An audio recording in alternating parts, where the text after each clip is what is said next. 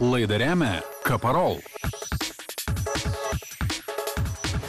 Kaparol – dažų standartas.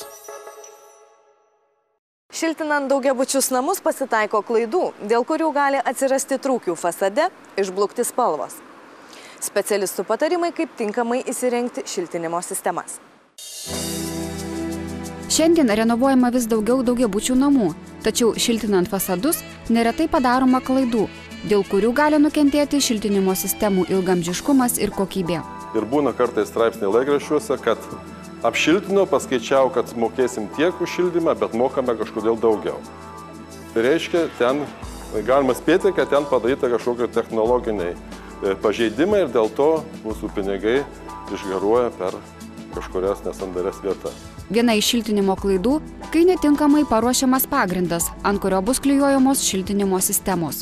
Šiltinimo sistemos yra klijuojamos specialiais klijais ir laikosi klijų pagalba. Dėl to pagrindas turi būti švarus, sausas, be atsiskiriančių dalelių. Jeigu yra kažkokių tai likę senų dažų sluoksnių ir jie kreidina, silpnai besilaikantis yra, ant to paviršiaus užklijuojamos plokštės, jos po kažkiek tai laiko gali atšokti nuo paviršiaus ir šiltinimo sistemos paviršioje gali atsirasti įtrūkiai, per juos pateks vanduo, o žiemą sušals ir tai bus ardoma šiltinimo sistema.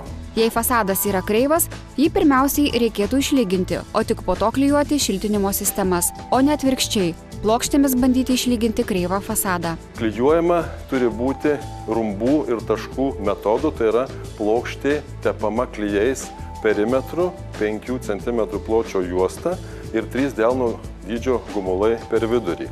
Tokiu būdu plokštė bus tvirtai priklijuota prie paviršiaus ir neturės praktiškai galimybės dėl temperatūros, drėgmės ir vėjo poveikio judėti siūlių vietose. Jeigu bus priklijuota tik keletų taškų plokštė, tada turės galimybę judėti. Ilgainiui tose vietose gali atsirasti įtrūkiai ir kadangi pas mus žiemą šalta, vanduo patekęs per įtrūkius vėl ardys mūsų šiltinimo sistemą. Jeigu priklijuojam plokštės taškais, kuo tai grėsia? Reiškia, bus tarpas tarp sienos ir šiltinimo plokštės, ertmė. Mes žiemą jungiam šildymą, siena šyla, šiluma keliauja per sieną lauk į tą ertmę. Jeigu čia yra tarpas tarp plokštės ir sienos, šiltas oras kyla viršų. Gaunasi kamino efektas ir mūsų šiluma teoriškai mes taupom, bet praktiškai nežinia kiek. Taip pat dažnai pasitaikanti klaida, kai fasadai nudažomi pernelyg intensyviom ar tamsiom spalvom. Ilgiausiai tarnauja, labiausiai temperatūrinius svyravimus atlaiko šviesių atspalvių apsauginiai dažai ir tinkai. Saulės atokaitoje labai tamsi, beveik juoda fasado danga gali įkaisti iki 80 laipsnių ir užėjus lietui temperatūra per keletą minučių krinta iki oro temperatūros 20 laipsnių. Tai nuo 80 laipsnių iki 20 skirtumas yra gana didelis ir vien dėl to gali suskilinėti fasadas, jau nekalbant apie dažų išblukimą ir taip toliau. Kita dažna klaida, dėl kurios nukenčia šiltinimo sistemos, tai parinktos netinkamos palangės. Čia matome aliuminio profilio palangę ir išlankstyta būtent tokia jungtis yra.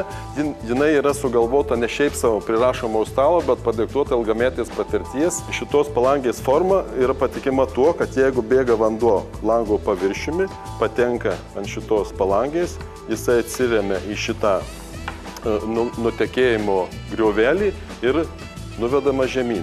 Jeigu taip yra nedaroma, tada dažniausiai dėl vandens poveikio pradeda irti sandūros tarp skardos ir šiltinimo sistemos. Trūkių fasade padės išvengti ir įstrižasis armavimas. Jeigu mes įsivaizduojam, kad po šituo tinku yra šiltinimo plokštės ir šito vietoje ir šitoj, nuo temperatūros jos juda, plečiasi, traukiasi tą kryptimį, o šita plokštė plečiasi, traukiasi tą kryptimį. Ir jeigu aš paimsiu plėšiu šito vietoje ir šito vietoje plyš šitam kampe. Ir šito vietoje bus įtrūkis. Kad jį užgesinti, taip sakom, užgesinti, kad jisai neišlystų į paviršių, dedamas įstrižas armavimas. Reiškia, įtrūkis yra ta kryptimi ir tinklelis turi būti skersai, būtent kirsti tą įtrūkių liniją statmenai. Įstrižam armavimui galima naudoti specialiai paruoštos tokias detalės. Šitie sparneliai skirti tam, kad galim būtų teisingai uždėti šitą detalę.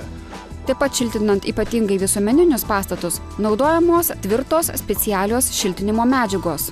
O čia yra tos sistemos pavyzdys, anglies pluoštus sustiprinti armavimo sluoksniai ir apsauginis tinkas. Jis, kaip matot, yra atsparus smūgiam ir be to jį galima pjaustyti va tokiu įrankiu. Ir jis gana tarnaus ilgą laiką. Jeigu jau labai stiprus žmogus pramuš šitą vietą kažkokią tai padarys pažeidimą, tai jis labai lengvai gali būti suremontuoti, bet praktiškai šiaip žmonės su kirviais apie fasadus nevaikšto. Ypatingai tinka visuomeniniam pastatam, tai parduotuvės, vaikų darželiai ar mokyklos, taip pat ir daugiabučiai namai ten, kur didelis žmonių judėjimas. Taigi, kad išvengtume klaidų, labai svarbu, kad visi darbai ir konstrukciniai elementai būtų suderinti jau projekte. Tada bus lengviau dirbti ir šiltinimo sistemų montuotojams ir užsakovams, kontroliuojant statybininkų atliekamų darbų kokybę. Nepamirškime, kad šiltinimo sistemų specialistai visada suteiks profesionalią konsultaciją. Jeigu laikydamės gamintojų techninių instrukcijų, techninių reikalavimų, šiltinimo sistema turėtų tarnauti 40 metų iki pirmo rimto kapitalinio remonto su vienu perdažymu, specialiais apsauginiais dažais. Laidą remia Kaparol. Kaparol – dažų standartas.